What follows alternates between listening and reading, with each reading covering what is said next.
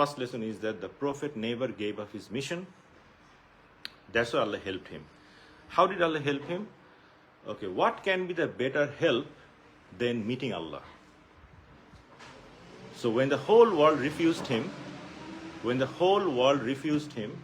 first Allah Rabbul Alamin gave him a glimpse that a race which is not human, they also listened to and accepted Islam. And second phase, the best thing happened. A man can really imagine that Allah Rabbul Alamin invited him directly. And he was preaching a message that was full of imaginary thing, but he saw in his own eyes Jannah, Jahannam and everything. So we can imagine that his conviction was completely perfected after that event. Right?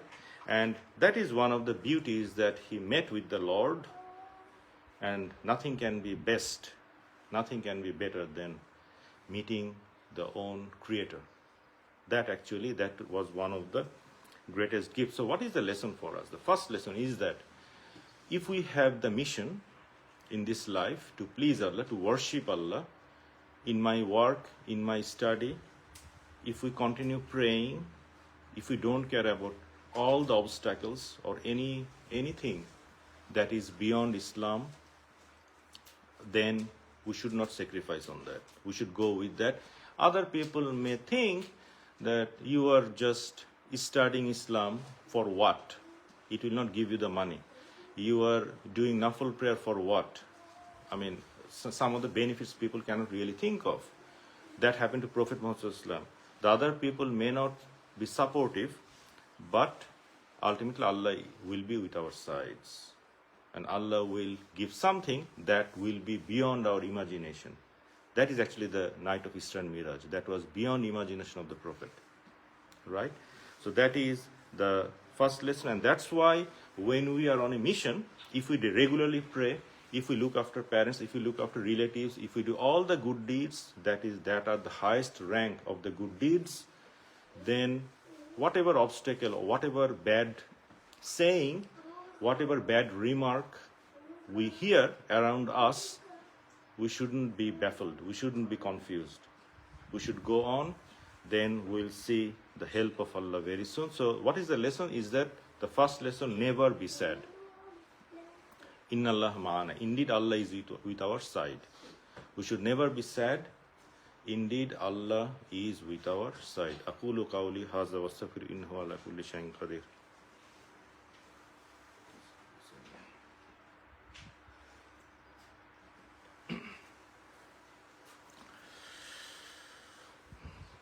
The second lesson. Imagine we are a slave of someone else, not Allah. We are a slave of someone else. For a system, for a ruler, for a king, sometimes of family, of some customs, we are a slave. Then what can happen? We may take insult easily. Even the modern day slavery, I don't want to go through all these things, but we have nothing to do. We have to go follow some of the things, and we know the insult we have to take into account most of the time. If we really think as a slave of those entity, that will happen. We have to take the insult of ourselves. We may, not always, we may take the insult of our parents. We have nothing to do because we are slave of someone, right? We may take the insult of our children, our family members, our race. Any insult we have to take into account if we are a slave of someone else, right? So in that particular case, we try our best, even we sacrifice our lives to uplift the honor of our Lord. That Lord is a human, basically. He can be a king, he can be a ruler or anyone, and that is, we know, everyone knows from the history. That actually happens, right? So this Lord is a human, and we have to sacrifice our honor, our food, our shelter, our clothes, everything to him, because he is providing us everything. And that is a human Lord, right? But when we put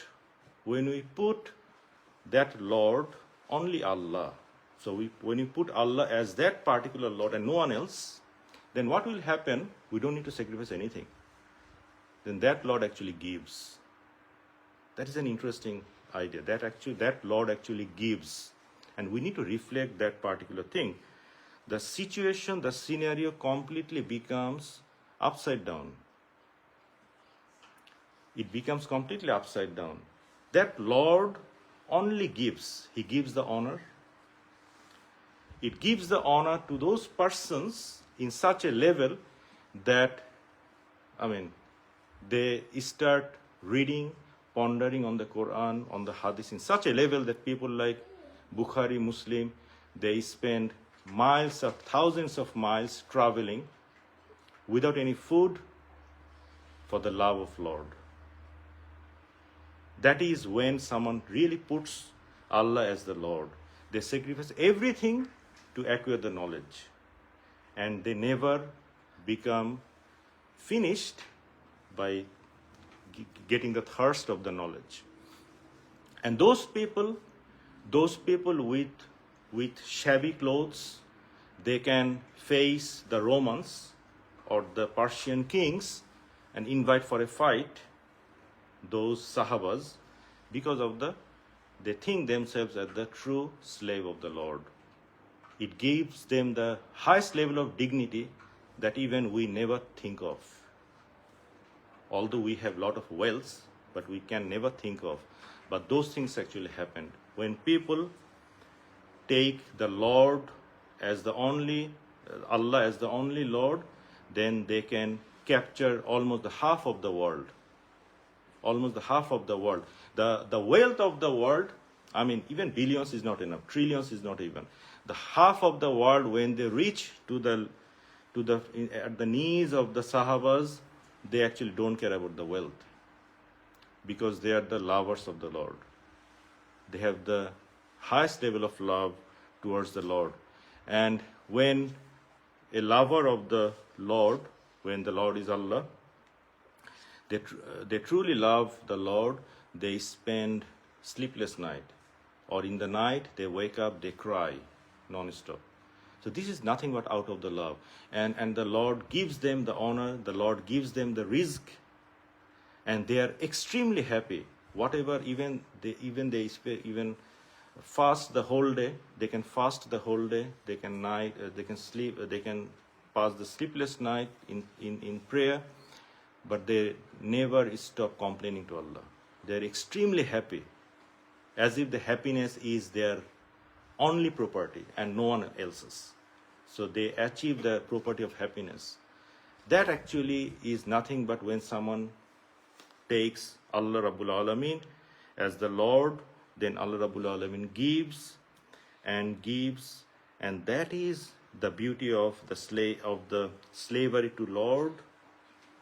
It gives them huge emotion to those people, so that those people, when they really think Lord, Allah Rabbul Alameen as the Lord, they can spend the whole earth, they can donate the whole world even to see the Prophet for a single second.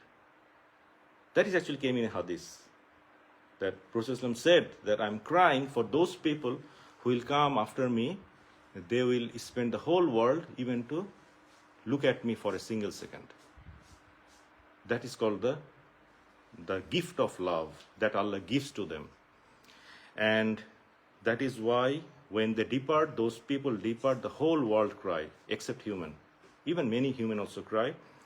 And the last thing that is really interesting is that the lordship, if someone really believes Allah as the Lord, it gives them the lightning speed, like the Burak that was given to Prophet to meet Allah. That's why Surah Isra started with this beautiful verse that Subhanallazi asra bi abdihi. Look at the abd. The word came here, abd. Lailam minal masjidil harami ilal masjidil aqsa allazi barakna hawlahu linuriyahu min ayatina innahu huwas samiul basir. Glory be to him.